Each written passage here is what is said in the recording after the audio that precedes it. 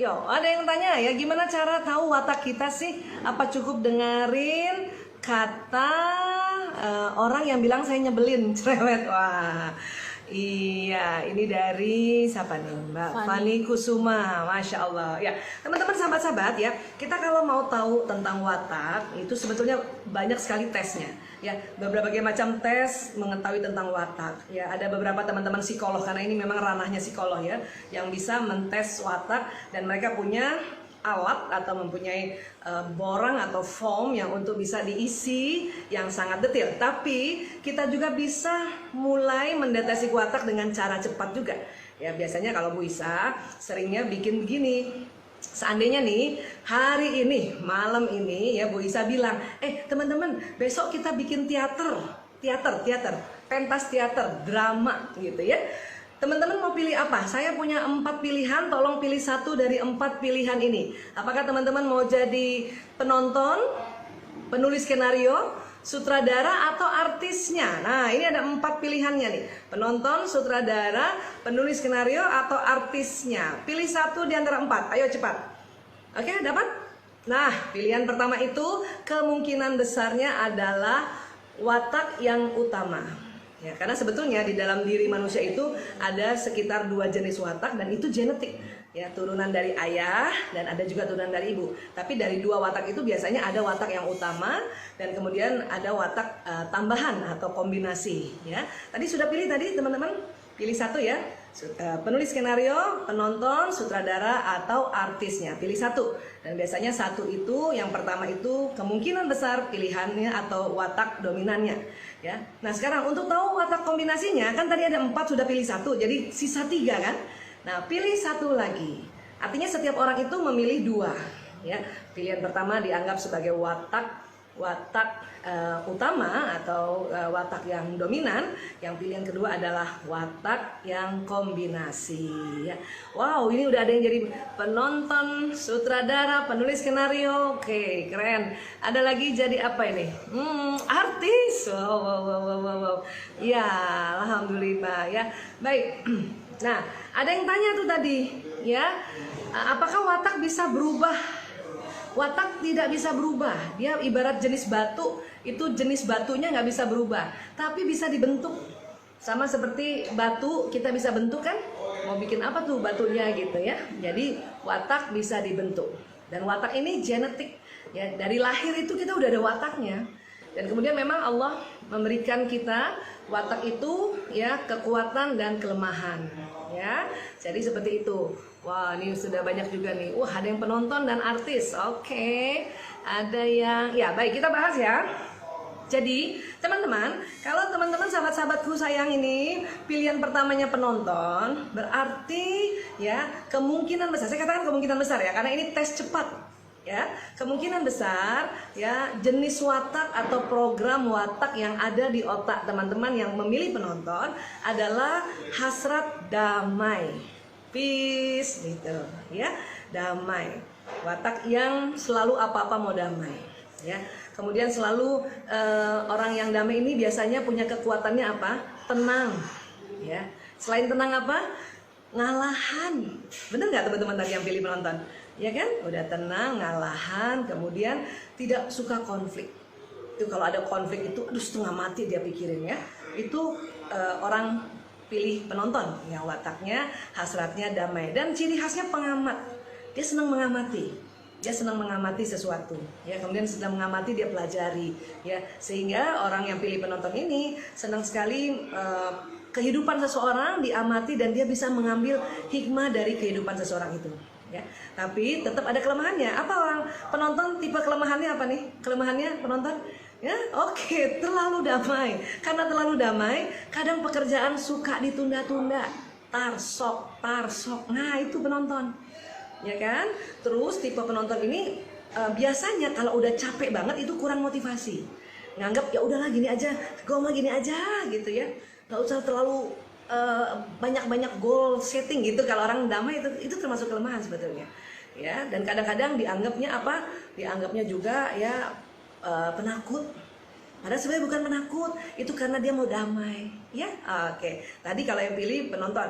Kemudian tadi ada yang pilih nih, oh tadi ada yang bilang, aduh betul pisan. Ya baik, ya. Jadi kalau penonton ini memang jarang marah, nih penonton, ya jarang marah. Makanya karena jarang marah dia cepet capek. Badannya ini kalau ibarat baterai cepet lowbat.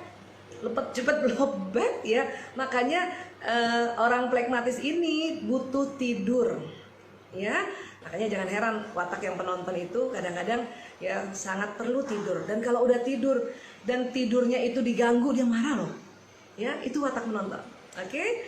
Dan tadi kalau watak yang penulis skenario biasanya hasratnya hasrat mau sempurna, mengerjakan apa-apa dengan benar, detil, teratur, mendalam, itu yang penulis skenario. Ya. Tadi kalau watak penonton sering biasanya disebut, kalau istilah dari psikologi kepribadian disebutnya flegmatis. Ya, ini istilah bahasa Latin yang pertama sekali mencetusnya adalah Hippocrates. Hippocrates itu hidupnya ya di 300 tahun sebelum Masehi. Bayangin sampai sekarang itu tetap dipakai. Jadi yang penonton flegmatis, yang penulis skenario disebutnya melankolis. Biasanya hasratnya sempurna. Ya, kekuatannya adalah dia bisa memikirkan apa-apa ya secara detail, dan ciri khasnya pemikir. Yo, tadi ada siapa tuh? Oh, ada Mbak Dinda katanya penulis skenario. Iya bener ya. Bener banget ya. Ya, pemikir, apa-apa dipikirin detil. Ya, dan itu kekuatan tadi. Mendalam. Tapi ada kelemahannya, apa kelemahannya? Ya, kadang-kadang cepet capeknya kenapa? Karena orang lain nggak sempurna. Orang lain itu ya mungkin ada sebagian juga yang asal-asalan. Jadi tipe melankolis ini kepikiran banget. Ya, itu juga sebuah kelemahan ya. Jadi kemudian orang melankolis apa kelemahannya? Takut salah ya, karena mau hati-hati ya. Tapi sekali lagi semua watak ada kekuatan dan ada kelemahan, yang penting dikendalikan ya. Jadi kalau misalnya aduh nanti aku salah nggak ya, nah segera kendalikan ya. Kendalikannya bagaimana? Kalau kita ya pakai teknik yang paling mujarab itu, kendalikannya dengan istighfar, astagfirullahaladzim ya. Terus kemudian apa? Kemudian kita setting, kita motivasi diri kita dengan teknik ya, berani gitu ya. Nah itu teknik sebetulnya ya. Oke, tadi ada juga oh ini dia bener kan, ada yang bilang aku takut salah dan sebagainya tadi ya. Ya. Oke, jadi ada juga yang pilih penonton, pilih sutradara ya. Sutradara ada yang pilih kan? Nah, kalau sutradara itu hasratnya mengatur, kekuatannya mau cepat, orangnya tegas, prinsip, pokoknya deh, ya. Biasanya orang-orang yang pemimpin itu watak dasarnya sutradara ini. Orang sering bilangnya koleris, ya. Kekuatannya itu, dan bisa membuat keputusan di dalam kondisi darurat. Itu kerennya watak sutradara, ya. Cuman kelemahannya apa kelemahannya? Kadang karena mau cepat jadi suka jengkel, suka kesel sama orang yang lambat gitu ya, gemes gitu. Itu kelemahannya ya. Dan kelemahannya kalau watak sutradara atau koleris ini tidak dikendalikan, itu jadi bosi banget ya. Nah itu kelemahannya. Tapi kekuatannya ya itu tadi ya, dia punya prinsip dan cepet banget kalau ambil keputusan ya. Dan seneng banget membetulkan. Itu yang koleris. Oke. Nah, yang satu lagi, sebentar saya lihat dulu. Oke. Ini ada Ibu Kusumati Siska. Bu Aisyah, gimana caranya menasihati watak koleris? Koleris nggak suka dinasehatin. Ya. Siapa yang punya pasangan koleris? Nanti kita akan belajar cara bagaimana menghadapi pasangan ya. Kalau sekarang diri kita dulu sebentar ya. Kita bicara tentang diri masing-masing. Nanti ada tuh tipsnya ya. Pokoknya tunggu terus acara konten Ngobrol Bu Isa yang temanya adalah #Tanya Bu Isa. Oke? Oke, hari ini kita cari yang untuk diri sendiri dulu ya. Ya. Oke. Oh, Amel banget sutradara. Iya ya. Mbak Amel, adendaku, ya Allah. Ya, satu lagi ada watak yang disebut ya watak artis. Oh, siapa yang pilih watak artis tadi? Baik pilihan pertama dan kedua. Biasanya watak artis ini hasratnya gembira. Dan watak artis ini populer. ya, cepat dikenal karena orangnya gembira. Ya, itu kekuatannya. Biasanya bahasa ya kepribadiannya ini atau psikologi kepribadiannya disebutnya sanguinis. Sanguinis itu bahasa Latin, asal kata dari darah ya. Orang orang artis atau sanguinis ini kekuatannya karena happy, gembira, spontan ya. Jadi nggak lama kalau mau ambil keputusan. Ya, nggak ribet mau ambil keputusan ya. Jadi ambil keputusan ya. Dan selalu gembira. Cuman kelemahannya apa? Kelemahannya orang sanguinis, saking spontannya kadang nggak inget tadi tuh aku janji apa ya, atau tadi tuh ngomong sama siapa ya. Sering kayak gitu tuh orang sanguinis. Karena apa? Karena cepet banget, spontan banget ya. Jadi kalau kita bicara tentang sanguinis, inilah watak yang kadang kita nggak tahu dia sedih apa enggak. Kenapa? Selalu always happy, be happy. Ya, itu dia tuh orang sanguinis ya. Oke, tadi ada yang tanya ya. Wow, ada yang tanya tentang Bu Aisyah, saya sebentar ya. Tadi Bu Aisyah saya tegas dan baperan. Bisa jadi teman-teman yang misalnya merasa tegas dan agak baper ya, itu mungkin kombinasinya koleris melankolis. Ya, hasrat cepat ya, tapi juga mau sempurna. Itu koleris melankolis sering gitu, tegas tapi agak baperan karena ada melonya ya.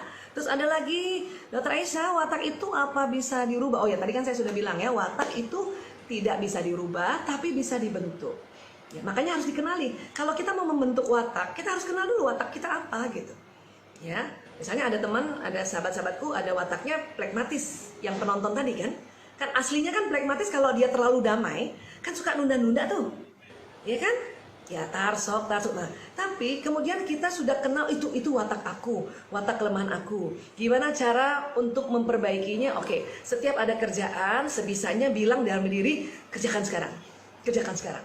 Nah, itu yang dimaksud membentuk watak. Oke?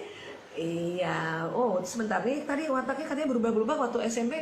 Rasanya apa tadi waktu SMP? Sebentar ya, saya lihat tadi. Waktu SMP, bentar. Oh, sebentar ya. Ini banyak banget yang nanya ya. Oh, Insya Allah. Waktu berubah karena waktu kecil introvert, pas SMA jadi ekstrovert. Nah, bisa jadi ini siapa ya? Mbak Putri ya. Mbak Putri ya, Putri. Mungkin wataknya ambivert.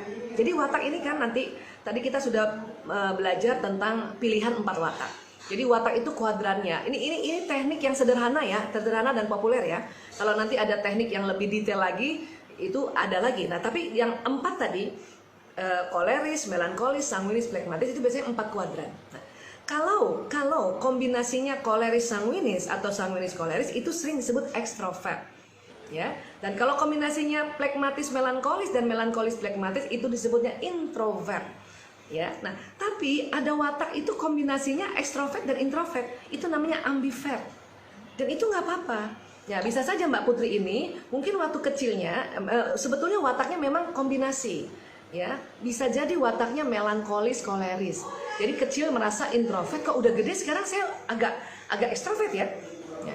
Mungkin ya waktu kecil yang melankolisnya lebih dominan, kemudian pas udah besar watak kolerisnya yang lebih dominan.